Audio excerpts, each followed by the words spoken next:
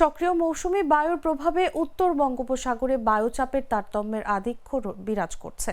এর প্রভাবে উত্তর বঙ্গোপসাগর, বাংলাদেশের উপকূলীয় এলাকা ও সমুদ্র বন্দরসমূহের উপর দিয়ে দমকা বা ঝোড়ো হাওয়া বয়ে যেতে পারে বলে জানিয়েছে আবহাওয়া অধিদপ্তর।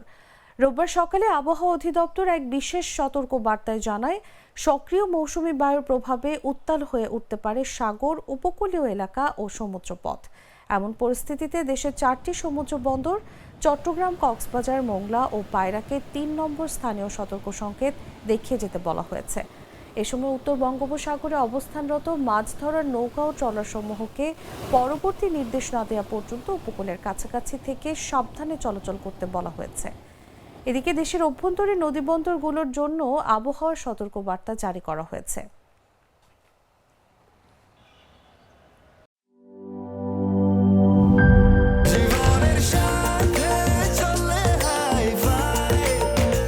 স্বাস্থ্যকর অল টাইম ফ্যামিলি কেক, সব সময় অল টাইম হেলদি লাইফ।